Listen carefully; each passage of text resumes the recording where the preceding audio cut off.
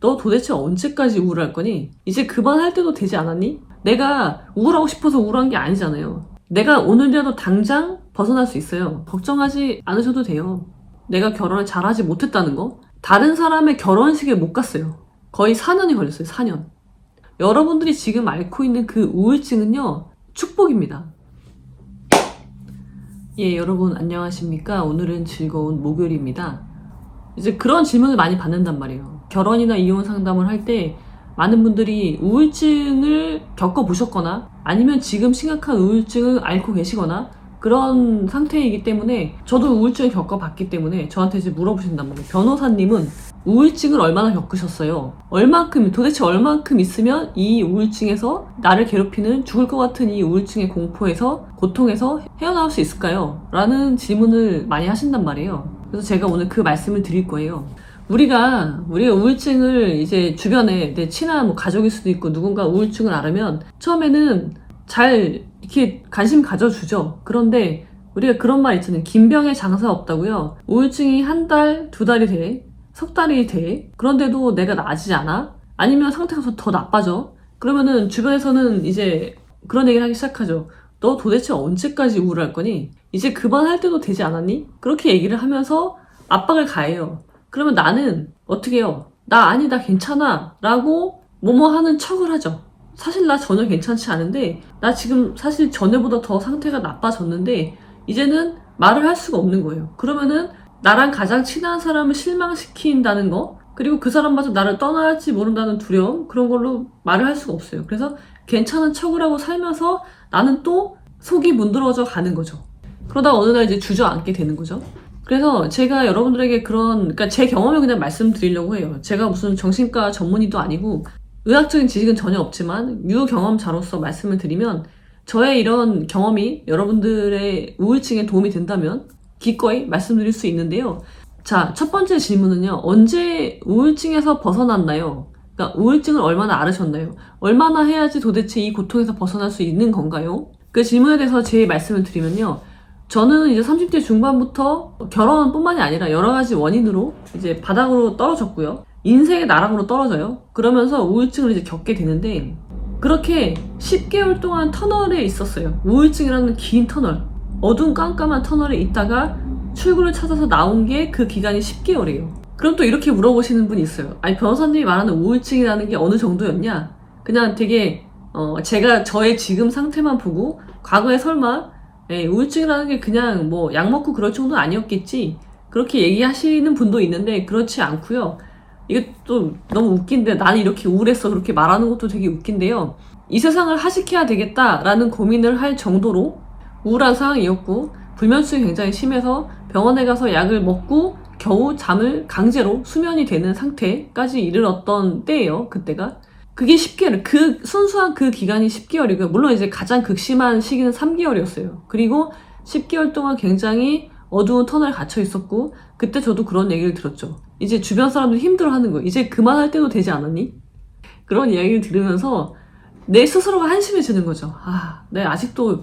근데 사실 여러분, 그 우울증에서 가장 벗어나고 싶은 사람은 누구겠어요? 바로 나예요. 물론 그런 나를 봐주고 있는 주변 사람도 힘들겠지만 가장 힘든 건 나거든요. 근데 이게 의지의 문제가 아니잖아요. 내가 우울하고 싶어서 우울한 게 아니잖아요. 그래서 그런 얘기 하시면 안 돼요, 여러분. 주변에 우울한 사람이 있다, 그럴 때 그런 얘기 하시면 안 됩니다. 그리고 나서, 그러니까 10개월의 기간이 지나고서는 상태가 좀 괜찮아졌어요. 그러니까 아주 극심한 우울증, 생활을 할 수 없을 정도로 그런 상태에서는 벗어났단 말이에요. 근데 그렇다고 이게 갑자기 확 좋아지냐? 여기 맨 밑바닥에 있던 사람이 정상으로 갈 수는 없어요. 일상생활을 하고 무언가를 새로 시도할 수 있는 상태에 도달했다는 거죠. 10개월 후에. 그러니까 우울증의 그늘에서 벗어난 상태인 거예요. 자, 근데 봐봐요, 여러분. 우울증이라는 건요, 내가 오늘이라도 당장 벗어날 수 있어요. 그게 어떻게 해야 된다고 제가 말씀드렸어요. 바로 생각을 바꾸면 돼요. 내가 생각을 바꾸면 세상이 바뀌어요. 내가 지금 갖고 있는 조건, 환경은 변하지 않아요. 그대로예요. 우울증의 터널에 들어가기 전과 터널에서 나왔을 때 저의 환경은 바뀐 게 하나도 없었어요.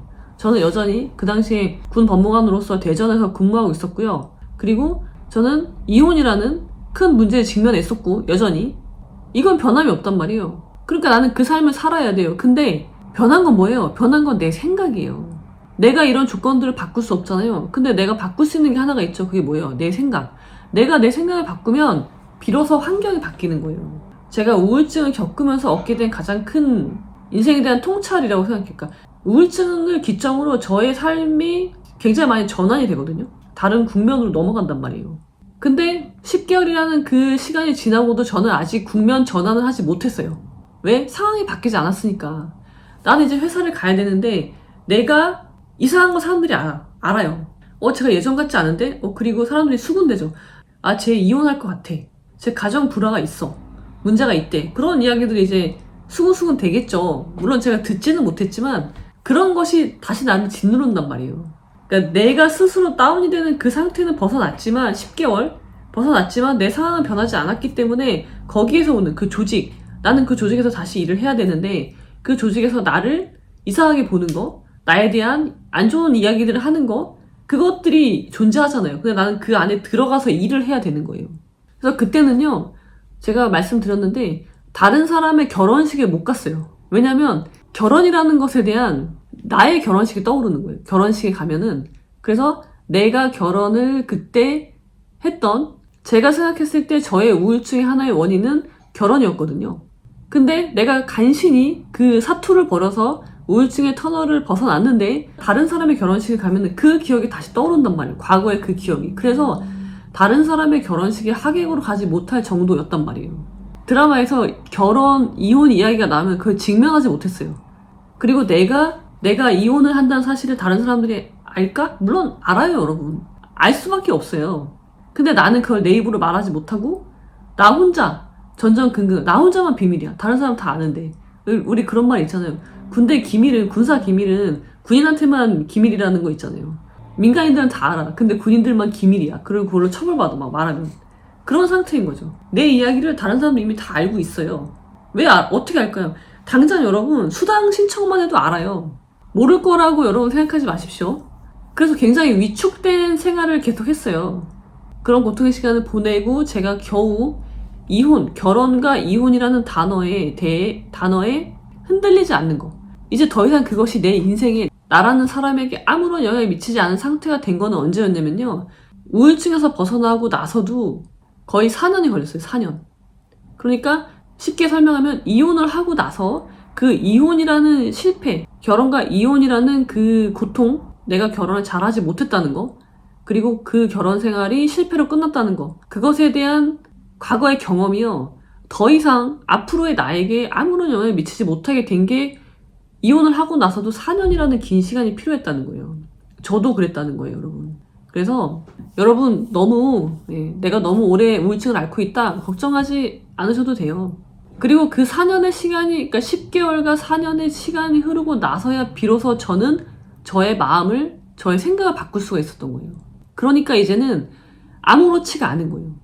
이혼을 해도 댓글에 악플이 달려요. 뭐 이혼한 주제에 어쩌고 그런 악플이 달려도 아무런 타격감이 없다는 거예요. 그것은 왜 그러냐면 삶에 대한 저의 생각이 바뀌었기 때문이에요.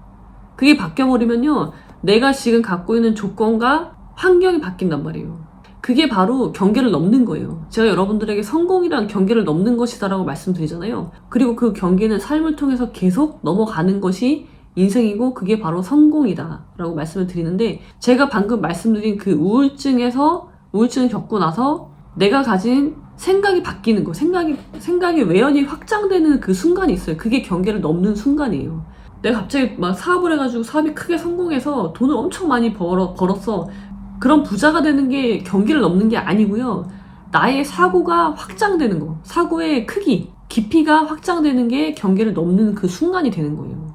근데 나의 사고는요, 그냥 넘어지지 않아요. 어떤 외부적인 충격이 없으면 나는 보통은요, 현실에 안주하기 마련이죠. 그래서 제가 여러분들에게 자신있게 말씀드릴 수 있는 건요, 여러분들이 지금 앓고 있는 그 우울증은요, 축복입니다. 왜? 나라는 사람을 알게 해주고, 그리고 결국 나의 생각의 폭과 깊이를 넓혀줄 축복이에요. 그래서 여러분들이 우울증, 이 고통이 언제 끝날지 모르겠다, 끝은 있을까, 그런 고통 속에서 몸부림치고 계신 분들이 있다면 제 영상이 1마리나마 도움이 되기를 진심으로 희망합니다. 그리고 힘드실 때는요, 저를 한번 보세요. 제가 항상 여러분들에게 말씀드리는 것처럼요. 저로는 안 되겠습니까? 여기 저라는 사람이 있습니다. 과거에 극심한 우울증을 겪고 우울증의 긴 터널을 지나서 인간적으로 많이 위축이 돼서 주체적인 삶을 살지 못했던 40대가 될 때까지 그런 삶을 살았던 사람이 여러분 눈앞에 있습니다. 지금의 제 상태에 대해서 여러분들에게 말씀드리지 않아도 여러분들이 느끼실 수 있을 거라고 생각해요. 누구나 이렇게 될 수 있습니다. 어떤 분은 너는 변호사니까 그렇잖아 라고 말씀하시지만 제가 그런 분들을 위해서 또 영상을 찍은 게 있죠. 나는 안 되고 너는 되는 이유. 그렇게 자신의 결핍에 꽂히는 순간 나는 아무것도 할 수 없는 사람이 되는 거예요. 내가 통제할 수 있는 거는 내 생각이에요. 여러분들이 스스로의 생각을 잘 통제해서 경계를 넘는 삶을 사시기를 진심으로 기원 드립니다. 자, 그럼 오늘은 여기까지. 결국은 결혼을 잘해야 되는데요. 헛똑똑이들을 위한 결혼 수업을 통해서 나라는 사람을 바로 세우는 기회로 삼으시기를 바랍니다. 그리고 결국은요, 결혼이 되게 중요한 거예요, 인생에서. 내가 어떤 옷을 살 때도 비싼 옷일수록 여러 번 입어보고, 집에 가서 생각해보고, 물어보고, 그런 과정을 거치잖아요. 근데 여러분, 결혼이라는 건요, 값으로 매길 수 없는 가치의 물건을 내가 사는 거예요. 근데 그렇게 허투루 하시면 안 되죠. 내가 사랑하니까 한다 라고 하시는 분들은요, 이 옷이 마음에 드니까 내가 사는 거야. 나 그냥 좋아. 나 이 옷이 너무 좋은데? 그리고 그냥 그 옷을 사는 것과 마찬가지다. 그래서 헛똑똑이들을 위한 결혼 수업을 통해서 여러분들이 자기 자신을 잘 세우기를 바랍니다.